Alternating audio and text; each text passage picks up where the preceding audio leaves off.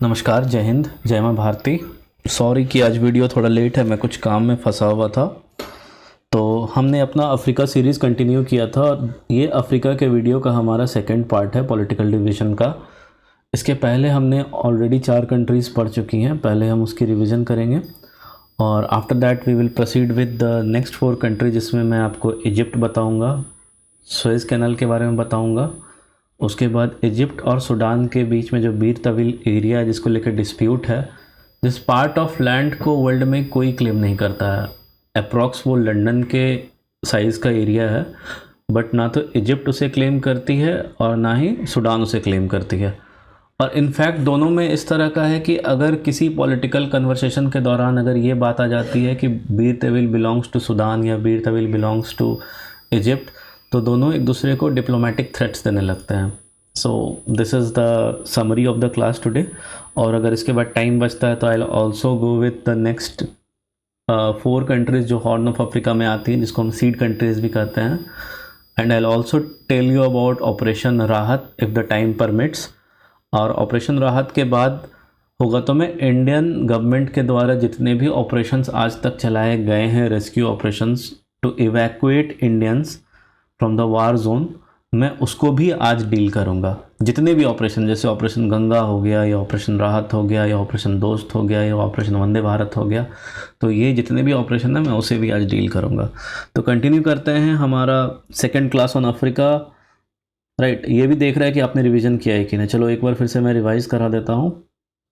So this is the world map, ये है हमारा प्यारा भारत और ये है कंटिनेंट ऑफ अफ्रीका। ठीक है, चलिए कंटिन्यू। मैंने आपको कल बताया था मोरक्को के बारे में।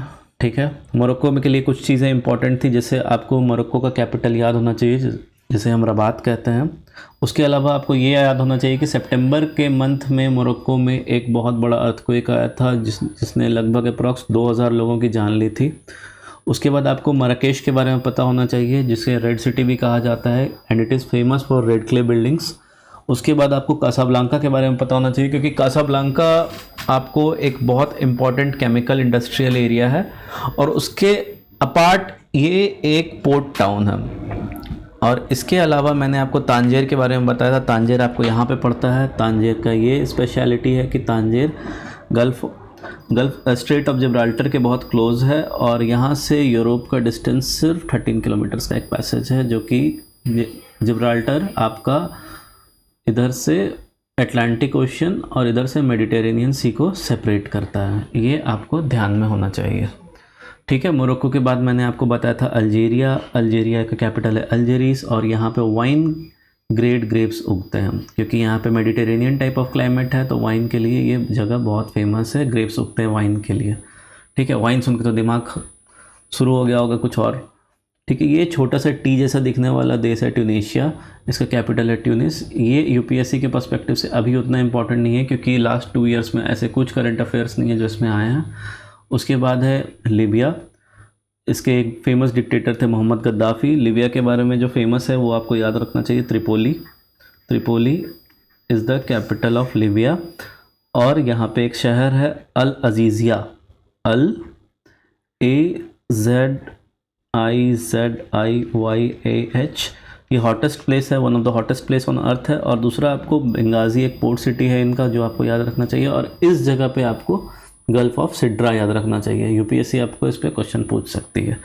अब हम प्रोसीड करते हैं हमारे नेक्स्ट कंट्री के तरफ, जो है इजिप्ट। काफ़ी interesting country, one of the oldest civilisation. अगर आप वर्ल्ड के कुछ ओल्डेस्ट सिविलाइजेशन को देखोगे तो उसमें जैसे हमारे तरफ हमारा जो इंडियन सिविलाइजेशन है, it is one of the oldest, Harappan civilisation. और उसके भी पहले का there has been a numismatic evidence, जहाँ पे कॉइन्स में ऐसा देखा गया है कि there was a coin that was having a portrait of Shiva and it was 12,000 years old. तो उसी के मिलता जुलता समकक्ष आपका इजिप्शियन सिविलाइजेशन भी है, जो कि one of the oldest human kind civilisation था। इजिप्ट का फेमस पिरामिड्स वगैरह आपने देखा होगा। और इस कंट्री के साथ कुछ डिस्प्यूट्स भी जुड़े हैं। सो आई लेट यू नो, ये जो मैप है ना, इसमें थोड़ा सा एरर भी अगर आप इजिप्शियन साइड से देखोगे, बट अगर आप इस कंट्री के मैप को इजिप्शियन गवर्नमेंट की नज़र से देखोगे तो ये मैप गलत है, बट अगर आप इसको सूडान के गवर्नमेंट की तरफ से देखोगे तो ये मैप सही है। So I will tell you what. So Egypt का कैपिटल है आपका कायरो, ठीक है, जो आपको याद होना चाहिए। Coming to the big map, so Egypt का कैपिटल है आपका कायरो। और इस कंट्री में एक बहुत इंटरेस्टिंग चीज़ आप नोटिस करोगे कि ये एकदम straight line perpendicular towards each other ऐसे करके बनाया गया, जैसे केक नहीं काटते हैं। ये ब्रिटिशर्स का देना है, मैं इसके पीछे की आपको कहानी बताऊंगा अभी। सो इसका कैपिटल है कायरो, और इसमें दो चीज़ आपको और याद रखना है, ठीक है। ये हो गया हमारा इजिप्ट के ऊपर वाले पोर्शन में, अगर आप देखोगे तो दिस इज़ द मेडिटेरेनियन सी, ठीक है, दिस इज़ मेड सी, ठीक। यहाँ पे एक सुएज कैनाल है हमारा। सुएज कैनाल आपका 1859 में ब्रिटिशर्स ने बनाया था। 1859 से स्टार्ट हुआ था बनना और 1869 में ऑपरेशनल हो गया था, ब्रिटिशर्स ने बनाया था।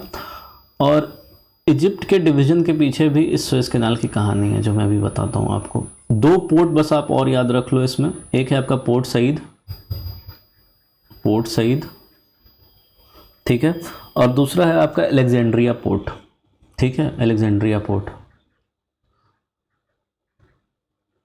जिसमें पोर्ट सईद के लोकेशन का वैल्यू है बहुत इंपॉर्टेंट है, क्योंकि port Said is connected to Suez canal.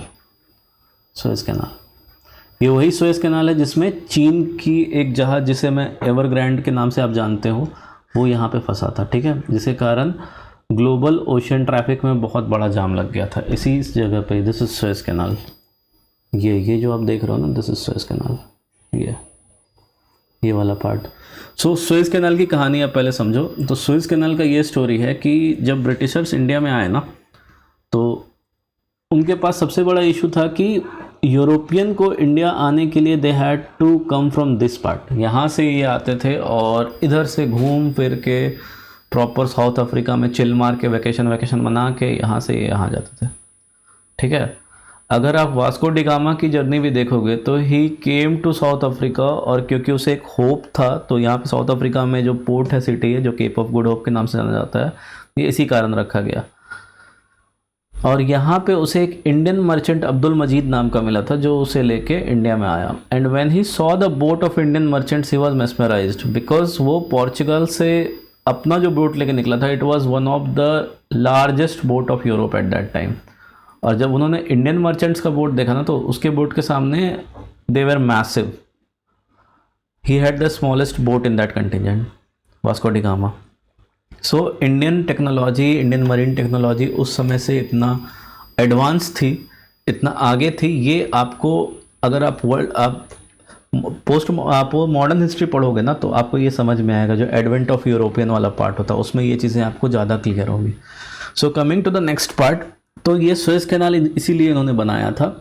तो सुएज कैनाल के पीछे की कहानी ये है कि अब क्या है कि यहाँ से लूट का सामान लेके जाना, तो इतना दूर से लेके जाओगे तो देयर आर थिंग्स कि आपका कोई सामान भी लूट सकता है, ठीक है, एक तो टाइम टेकिंग है। तो इन्होंने क्या किया कि यहाँ पे एक थोड़ा सा ये करके स्पेस बना के दो कंट्री के बीच में इन्होंने एक कैनाल बना दिया, इसे ही सुएज कैनाल कहते हैं, ताकि इस तरफ से आके ये अरेबियन सी का एक्सेस ले सकें और रूट थोड़ा छोटा हो सके। मेडिटेरेनियन सी से इधर से निकला, इधर से आया, रेड सी से होते हुए अरेबियन सी निकल गया, ठीक है, गल्फ ऑफ एडन के पास से। चलो कमिंग टू द नेक्स्ट, तो मैंने आपको बताया एक बहुत बड़ा डिस्प्यूटेड लैंड है जिसे बीर तवील के नाम से जाना जाता है।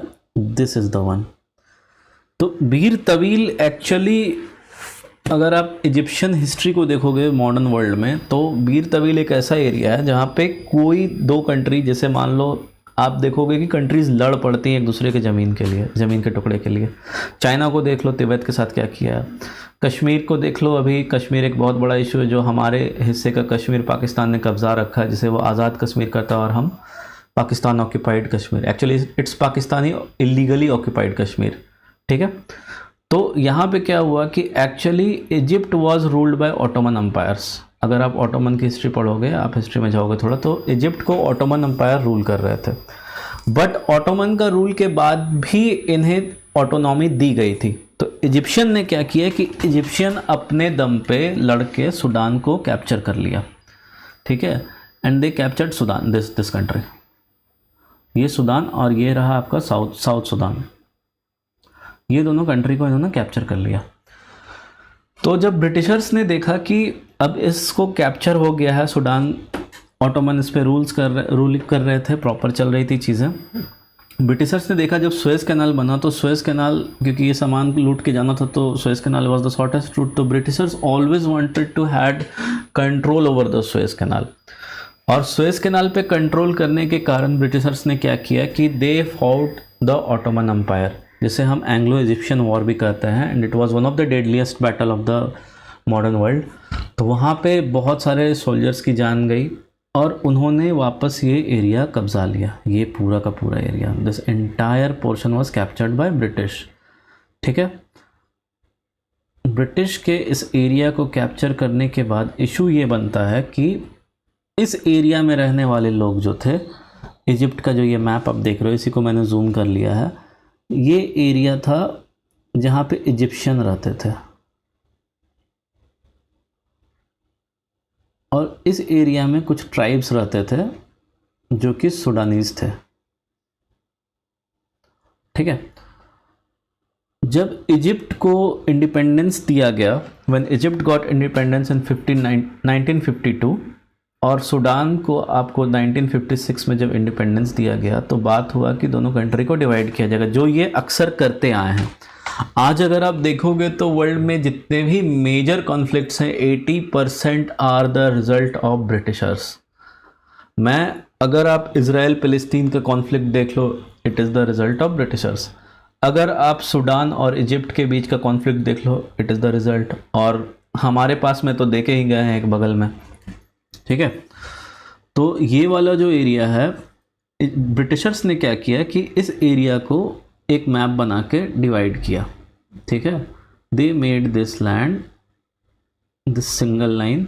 इजिप्ट मानता है कि ये जो स्ट्रेट लाइन है, दिस इज़ द मैप। ठीक है, और सूडानीज मानते हैं कि ये जो लाइन है, ये ऐसे है, ऐसे है, ऐसे है और इस तरह से है। क्यों? क्योंकि ब्रिटिशर्स ने एक सेकंड मैप 1903 में रिलीज़ किया, जिसके हिसाब से कि क्योंकि यहाँ पे इजिप्शियंस रहते थे और यहाँ पे सूडानीज रहते थे, तो टेरिटरी उन्होंने उस तरह से बांटा। They made a straight line like this. ठीक है, उसको उसके नीचे किया, उसको सीधा लाया और ऊपर ले जाके ऐसे ऐसे कर दिया। तो अब इशू ये है कि दोनों कंट्री में कॉन्फ्लिक्ट इसलिए है क्योंकि ये बंजर ज़मीन है, बीर तवील, ये पूरा ड्राई है, इसमें कुछ नहीं है, आपको कोई रिसोर्स नहीं मिलेंगे। बट ये वाला जो एरिया है ना, इसमें आपको it is rich in gas and petroleum. ठीक है, इस दोनों में ये बहुत ज़्यादा रिच है। तो अगर इजिप्शियन एक्सेप्ट कर लेते हैं कि बीर तवील इज़ देयर पार्ट, तो they have no claim over this area. ठीक है, हलीब्स ट्रायंगल। और अगर सूडानीज एक्सेप्ट कर लेते हैं कि बीर तवील इज़ देयर पार्ट, तो they also have no claim over this area. तो ये एक डायलमा है दोनों कंट्री के बीच में। That's why no one is ready to accept this part of land. और इसके कारण क्या हो रहा है कि ना तो यहाँ डेवलपमेंट है। अगर आप देखोगे तो किंग ऑफ बीर तवील करके अगर आप सर्च करोगे तो आपको यूट्यूब पे हज़ारों ऐसी वीडियो दिख जाएंगी। जो लोग यहाँ ब्लॉगर्स होते हैं, यहाँ जाते हैं, अपना झंडा फहरा देते हैं और they claim that they are the king of this region. ठीक है, जिन्हें भी आज़ादी का ज़्यादा ज़रूरत है ना, जो आज़ादी का डिमांड बीच बीच में उठाते रहते हैं, I recommend them go to this area. London के साइज़ का है, वहाँ रहो और वहाँ अपनी आज़ादी एंजॉय करो। और मॉडर्न डे अगर अभी आप देखोगे तो गूगल मैप्स पे आपको कुछ इस तरह से दिखेगा मैप्स। ये देखो, this is the dotted line जो बीर तवील को दिखा रहा है और ये रिमेनिंग एरिया है।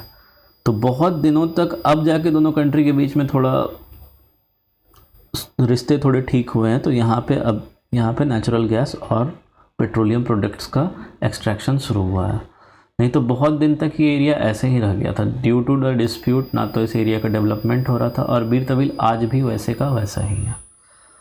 So this is all for today, क्योंकि ये स्टोरी बतानी ज़रूरी थी। यूपीएससी या कोई भी स्टेट पीसीएस आप देख लो, चाहे एमपीपीसीएस हो, यूपीपीसीएस हो, इसमें भी क्वेश्चन आ सकता है क्योंकि यूपीएससी ने एक बार इस तरह का क्वेश्चन पूछा भी है। तो उसके बाद फिर हम आगे बढ़ेंगे, इधर रेड सी से रिलेटेड जो कंट्रीज़ हैं उन्हें हम डिस्कस करेंगे। और अगर आपको कोई भी डाउट हो तो आप मुझसे डायरेक्ट इंस्टाग्राम पे कनेक्ट हो सकते हैं। और you can also connect with me on my Telegram channel, और जो भी इशू होगा मैं वहाँ रिजॉल्व कर लूँगा। तो कल के लिए हम पढ़ेंगे 4 कंट्रीज़ जो हमें पढ़ने हैं, वो मेजर 4 कंट्रीज़ हैं आपके सीड कंट्री, ठीक है। सीड कंट्रीज़, सीड में आपके आते हैं एस से सोमालिया, ठीक है। ये वही सोमालिया है जिसके पास में यूएसएस कोल को आतंकवादियों ने ब्लास्ट कर दिया था। ई से हो गया इरित्रिया, ई से हो गया इथोपिया, और डी से हो गया जिबूती। यहाँ पे जब मैं जिबूती पढ़ाऊँगा तो आपको ऑपरेशन राहत के बारे में बताऊँगा, और ऑपरेशन राहत के साथ साथ I will also tell you about other Indian operation, ठीक है। तो ये कंटिन्यू होगा क्लास हमारा कल, या नहीं तो देखता हूँ आज इवनिंग में भी होगा तो एक वीडियो में डाल दूँगा। आज थोड़ा लेट हो गया, मैं कुछ काम में फंसा हुआ था अपने ऑफिस का। So once I am done with those works I will upload the video, और वीडियो डेली आएगी, वीडियो रोज़ आएगी। और if you like the channel, if you like the content, then just share it with other people ताकि वो भी enjoy कर सकें, क्योंकि I will complete everything on time, और वीडियो मैं रोज़ लेके आऊँगा आपके लिए। Thank you, have a great day.